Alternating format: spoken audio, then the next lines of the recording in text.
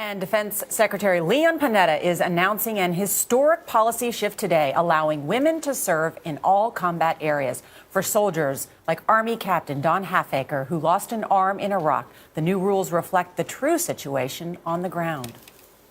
I was on the front lines every day for 5 months, and I had 33 people's lives in my hands, and my job was to do the absolute best job to accomplish our mission but protect my folks. And I never once doubted sending a female on a mission or giving them a certain set of responsibilities, ever.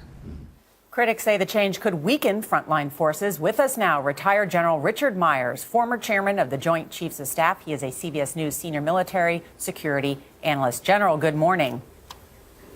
Good morning, Norah. This is a watershed moment for the U.S. military and for our country. How do you think things will change?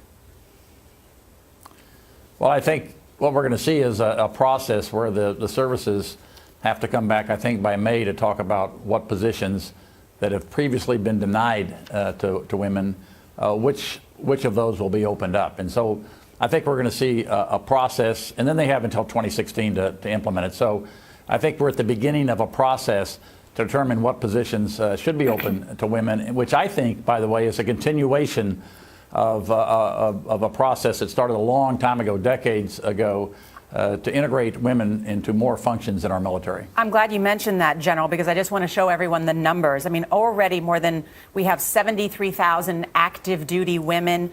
More than 130 were killed in action in Iraq and Afghanistan. A lot of women who have served say this ban on women in combat positions is pretty much a legal fiction already. Well, I think it is, particularly when you don't have front lines and the conflict with global jihad, Iraq, Afghanistan. There are no front lines.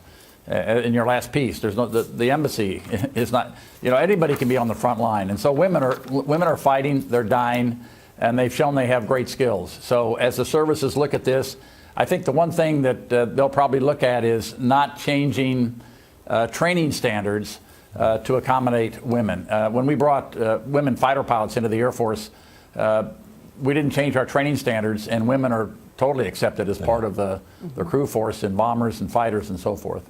Is this some way connected to the experience of women in Iraq and Afghanistan? I think so, and I think one of the complaints that I'm aware of is that while they're not serving in combat-related jobs, they're in combat, right, and they don't get recognition for that. And performing brilliantly.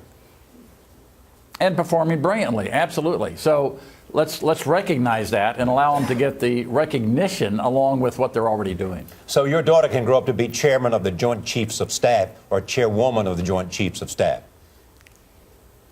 My daughters are probably a little bit old, but yes, that's the yes. That's the potential. Exactly. And then they've watched me. I don't think they'd want to do that, but yes, that's the potential. But it'll take a time to build. It takes from a lieutenant to become chairman. It's a 35 or 36 year deal. So this will take some time. But I think, Charlie, you're absolutely right. General Myers, as always, thank you so much.